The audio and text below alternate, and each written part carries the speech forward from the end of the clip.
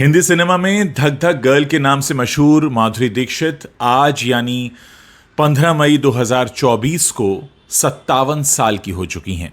उम्र के इस पड़ाव में भी माधुरी फिल्मों में एक्टिव हैं।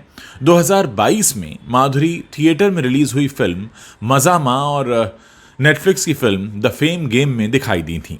इन दिनों वो रियलिटी शो डांस दीवाने 4 में बतौर जज दिखाई दे रही हैं। 1984 में रिलीज हुई अबोध से फिल्मों में अपनी शुरुआत करने वाली माधुरी का शुरुआती सफर बेहद मुश्किल रहा। उनकी कई फिल्में फ्लॉप होती चली गईं और बाद में वो साइड रोल करने लगीं। देखने वालों ने यहाँ तक कहा कि ये लड़की हीरोइन मटेरियल नहीं है, लेकिन फिर माधुरी दीक्षित अपने हुनर से खुद टॉप में जगह बनाकर सबको हैरान कर गईं। यही वजह रही कि फिल्म साजन में माधुरी को संजय दत्त से ज़्यादा और हम आपके हैं कौन में माधुरी को सलमान खान से भी ज़्यादा फीस दी गई थी। जी हाँ, उस बॉलीवुड में जो ये कहता है कि हीरो को हमेशा ज़्यादा फीस मिलती है, हीरोइन को कम, तो माधुरी इसमें अपवाद रही हैं। खूबसूरती और डांस की मिसाल बनी माधुरी 90 के दशक की हाईएस्ट पेड एक्ट्रेस रही हैं, जिसके चलते उनका नाम Guinness book of world records में भी दर्ज है। एक दौर में माधुरी की पॉपुलैरिटी का ये आलम था कि उन्हें बुर्का पहनकर अपनी फिल्म देखने जाना पड़ता था। तो आज माधुरी दीक्षित का जो 57th बर्थडे है, उस मौके पर हम आपको उनकी ज़िंदगी से जुड़ी कुछ सच्चाइयाँ, कुछ किस्से, कुछ हाइलाइट्स बताने जा रहे हैं। असल में माधुरी दीक्षित की जो बड़ी बहन है, उनकी एक सहेली राजश्री प्रोडक्शंस में काम करने वाले एक शख्स की बेटी थी, तो ये उनका फिल्मी दुनिया से कनेक्शन था। उस समय राजश्री प्रोडक्शंस वाले फिल्म अबोध के लिए एक नई लड़की की तलाश कर रहे थे। बात निकली तो माधुरी की बड़ी बहन ने उनके नाम का सुझाव दिया और उनके दोस्त ने उनका पता प्रोडक्शन वालों तक पहुंचा दिया। 12वीं के एग्ज़ाम अभी ख़त्म ही हुए थे और गर्मी की छुट्टियां चल रही थीं। एक दिन अचानक राजश्री प्रोडक्शन की कास्टिंग टीम सीधे माधुरी दीक्षित के घर पहुंच गई। जैसे घर वालों को पता चला कि वो लोग माधुरी को फिल्म में लेना चाहते हैं, तो घर वालों ने इससे साफ इनकार कर दिया। वो नहीं चाहते थे कि माधुरी फिल्मों में काम करें। प्रोडक्शन के लोग माधुरी को फिल्म में लेने का मन बना चुके थे।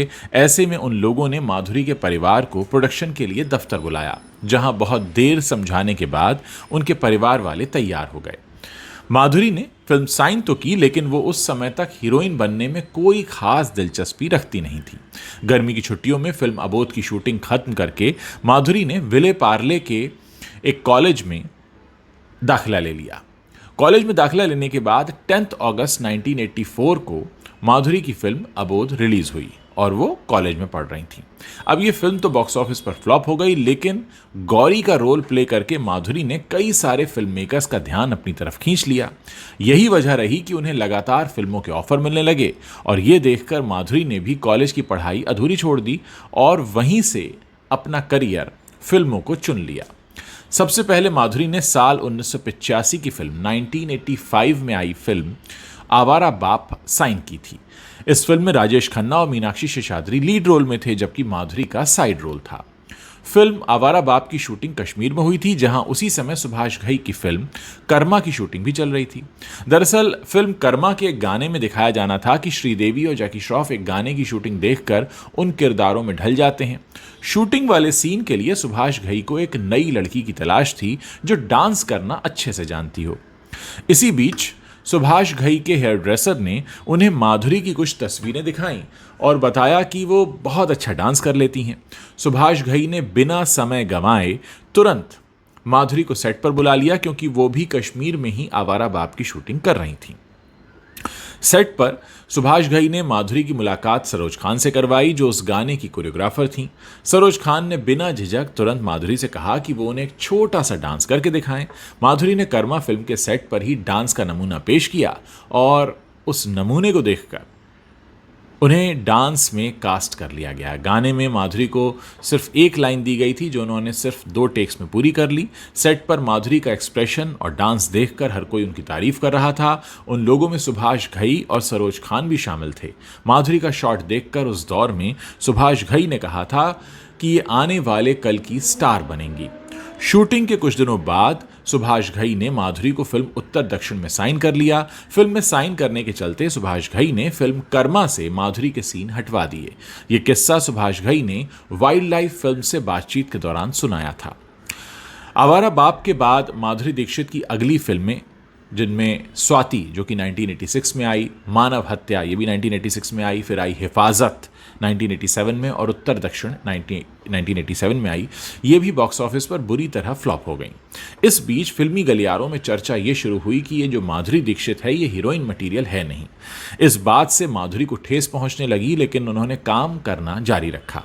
ये बात माधुरी दीक्षित ने एक इंटरव्यू में खुद बताई थी कि उस दौर में लोग ये मानने लगे थे कि ये लड़की अब हीरोइन नहीं बन सकती, और कहीं ना कहीं माधुरी दीक्षित ने उस बात को एक चैलेंज के तौर पर लेना शुरू कर दिया था। साल 1988 की बात है, 1988 की। फिल्म खतरों के खिलाड़ी में धर्मेंद्र, चंकी पांडे, संजय दत्त, माधुरी दीक्षित और नीलम कोठारी अहम किरदारों में थे। फिल्म में पहली बार माधुरी को संजय दत्त के साथ कास्ट किया गया था और दोनों को सेकंड लीड रोल मिला था।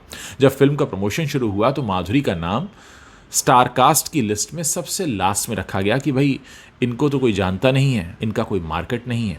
हालांकि इस बात से माधुरी के जो मैनेजर हैं रिक्कू राकेश नाथ, वो इस बात से काफ़ी नाराज़ हुए थे और उन्होंने जो उस फिल्म के फिल्म मेकर थे टी रामा राव, उनसे कहा कि माधुरी का नाम थोड़ा ऊपर होना चाहिए क्योंकि वो फिल्म में नीलम से ज़्यादा अहम रोल निभा रही हैं। तो उन्हें जवाब मिला कि नामों को सीनियरिटी के मुताबिक लिखा गया है। जब मैनेजर ने कहा कि माधुरी सीनियर है तो फिल्म मेकर ने उनसे सबूत मांग लिया कि आप बताइए कैसे सीनियर है। अपनी बात समझाने के लिए माधुरी के मैनेजर रिक्कू ने माधुरी और नीलम की पहली फिल्मों की रिलीज डेट्स निकलवाई और टी रामा राव को दिखा दी। उनकी मेहनत रंग लाई और अगले प्रमोशनल एड में माधुरी का नाम नीलम से ऊपर लिखा गया। यह किस्सा खुद रिक्कू राकेश नाथ ने एक इंटरव्यू में सुनाया था। अफसोस ये रहा कि फिल्म खतरों के खिलाड़ी भी फ्लॉप हो गई और माधुरी को कोई पहचान नहीं मिल पाई। रिक्कू राकेश नाथ ने इसी इंटरव्यू में बताया था कि वो माधुरी के साथ अनिल कपूर के भी मैनेजर हुआ करते थे। एक दिन राष्ट्रीय प्रोडक्शन के दफ्तर में उनकी मुलाकात अपने पुराने दोस्त एन चंद्रा से हुई। अब ये वो किस्सा सुना रहा हूं कि उनको तेजाब कैसे मिली जिससे माधुरी को पहचान मिली।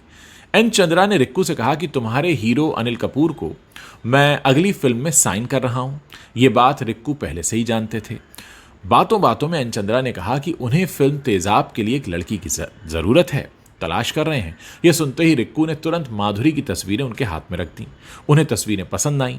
एन चंद्रा ने कहा कि वो माधुरी की एक्टिंग देखना चाहते हैं। रिक्कू ने राष्ट्रीय प्रोडक्शन के दफ्तर में ही उन्हें माधुरी की पहली फिल्म अबोध के कुछ सीन्स दिखा दिए।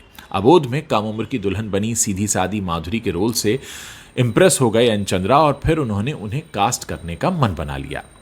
11 नवंबर 1988 1988 नवंबर का महीना 11 तारीख फिल्म तेजाब रिलीज हुई और ये फिल्म एक इतिहास रच गई क्योंकि फिल्म ब्लॉकबस्टर साबित हुई। फिल्म रिलीज के समय माधुरी दीक्षित भारत में थी नहीं। उनके मैनेजर ने उन्हें कॉल करके बताया कि आपकी फिल्म तेजाब ब्लॉकबस्टर हो गई है। ये माधुरी की पहली ब्लॉकबस्टर फिल्म थी। जैसे ही माधुरी दीक्षित भारत लौटी तो एयरपोर्ट पर उन्हें देखने वालों की भीड़ और हुजूम इकट्ठा होने लगा। कई लोग माधुरी का ऑटोग्राफ लेने पहुंचे। पहला ऑटोग्राफ देते हुए माधुरी को एहसास हुआ कि पहचान मिलने के बाद जो असल मायने हैं ज़िंदगी के वो बदल जाते हैं। हालांकि ये बात भी सच है कि लोग माधुरी का चेहरा तो पहचानने लगे थे, लेकिन कई लोग उनका असल नाम जानते ही नहीं थे। लोग उन्हें मोहिनी मोहिनी कहकर पुकार रहे थे क्योंकि जो उनका गाना हिट हुआ था 1 2 3 उसमें वो मोहिनी के नाम से पुकारी गई थी। सिमी ग्रेवाल को दिए गए इंटरव्यू में माधुरी ने बताया कि कुछ बच्चे उनके पास जब ऑटोग्राफ लेने आए और जैसे ही उन्होंने अपने नाम का पहला अक्षर एम लिखा तो उस बच्चे ने अपने दोस्त को दिखाते हुए कहा, देख एम लिखा है, कहा था ना इसका नाम मोहिनी है। तो वो मोहिनी नाम इतना पॉपुलर हो गया था सिर्फ उस गाने की वजह से। फिल्म तेजाब से मिली पॉपुलैरिटी के बाद माधुरी दीक्षित राम लखन, किशन कन्हैया, दिल, थानेदार, साजन, बेटा, राजा, दिल तो पागल है ऐसी कई सुपरहिट फिल्मों में दिखने लगी। माधुरी दीक्षित को राष्ट्रीय प्रोडक्शन की फिल्म हम आपके हैं कौन में भी कास्ट किया गया था और कई मीडिया रिपोर्ट्स इस बात का दावा करती हैं कि इस फिल्म में सलमान खान की जो फीस थी वो महज 30 से 35 लाख रुपए के बीच थी, जबकि उस जमाने में माधुरी दीक्षित ने इस फिल्म में काम करने के लिए 2 करोड़ 75 लाख रुपए लिए थे। फिल्म हम आपके हैं कौन की एक बात यह भी है कि भारत की पहली फिल्म है जिसने 100 करोड़ रुपए से ज़्यादा का कलेक्शन किया था। 90 के दशक में माधुरी उस वक्त हाईएस्ट पेड एक्ट्रेस थी, जिसके चलते उनका नाम Guinness book of world record में दर्ज हुआ। साल 1999 में 1999 में भारत और पाकिस्तान के बीच कश्मीर मुद्दे पर जब करगिल वॉर हुई, जो करीब 2 महीने तक चली, इस जंग के दौरान पाकिस्तानी सैनिकों ने भारतीय सैनिकों के ठिकाने पर कब्जा किया था और दावा किया जाता है कि जब भारतीय जवान जवाबी हमले के लिए उस वैली में आगे बढ़ रहे थे, तब एक बंकर के पास से एक पाकिस्तानी सैनिक ने चिल्लाते हुए कहा था, हमें माधुरी दीक्षित दे दो, हम यहाँ से चले जाएंगे। उस समय कैप्टन विक्रम बत्रा ने जवाबी फायरिंग करते हुए कहा, विद लव फ्रॉम माधुरी। आपको बताएं कि करगिल वॉर 26 जुलाई को ख़त्म हुई, जिसे विजय दिवस के रूप में आज भी मनाया जाता है। करगिल वॉर के कैप्टन विक्रम बत्रा पर फिल्म शेरशाह भी बन चुकी है, जिसमें यह सीन भी दिखाया गया। इससे पहले 2002 की फिल्म LOC करगिल में विक्रम बत्रा का रोल कर चुके अभिषेक बच्चन पर भी यही सीन रिक्रिएट किया गया था, यानी ये एक बहुत बड़ा किस्सा है उस वक्त का। सिमी ग्रेवाल के चैट शो में उस दौरान जब माधुरी आई और उनसे पूछा गया सवाल, तो उन्होंने, जब सिमी ग्रेवाल ने माधुरी से पूछा कि जब पाकिस्तानियों ने कहा कि वो आपके बदले कश्मीर छोड़ देंगे, तो क्या आपको परेशानी हुई? इस पर माधुरी का जवाब था, ओह माय गॉड, मैं परेशान नहीं थी, मैं उस बात से उलझन में थी। अब बात करें 1999 की, जब संजय लीला भंसाली पहुंचते हैं फिल्म देवदास का ऑफर लेकर माधुरी दीक्षित के सामने।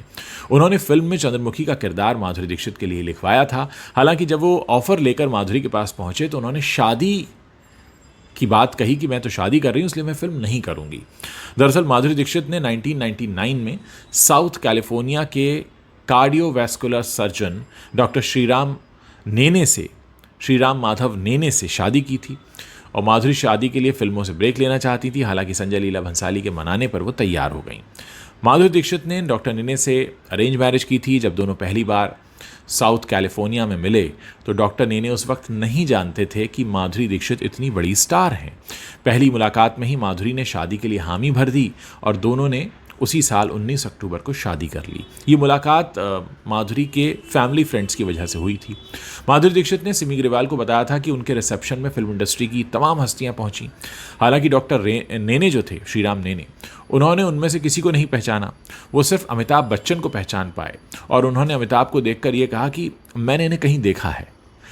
शादी के बाद माधुरी दीक्षित अमेरिका शिफ्ट हो गई। वहीं उन्होंने 2 बेटों को जन्म दिया, अरिन और रियान। भारत छोड़ने के बाद माधुरी ने साल 2007 में आई यशराज की फिल्म आजा नस्ले से एक्टिंग कमबैक किया और करीब 10 साल अमेरिका में रहने के बाद माधुरी अक्टूबर 2011 में भारत वापस लौट आई। भारत लौटकर माधुरी ने 2013 में आई फिल्म ये जवानी है दीवानी के गाने घाघरा में काम किया। आगे वो 2014 में आई फिल्म 1.5 इश्कियाँ और गुलाब गैंग में भी नजर आईं। दोस्तों, माधुरी का एक पूरा का पूरा एरा रहा है बॉलीवुड में और इस बात से इनकार नहीं किया जा सकता कि जब भी भारतीय फिल्मों का, हिंदी फिल्मों का इतिहास लिखा जाएगा, उसमें एक बहुत बड़ा चैप्टर माधुरी दीक्षित के नाम होगा। उम्मीद है माधुरी की ज़िंदगी को इस तरह से सुनना, समझना आपको अच्छा लगा होगा। अगर ये वीडियो पसंद आया हो तो इसे अपने दोस्तों के साथ शेयर ज़रूर कीजिए। अगर आपने अभी तक हमारे चैनल को सब्सक्राइब नहीं किया है तो आप अभी इसी वक्त कर सकते हैं। मुझे इंतज़ार रहेगा आप सभी के सुझाव मेरे कमेंट सेक्शन में पढ़ने का।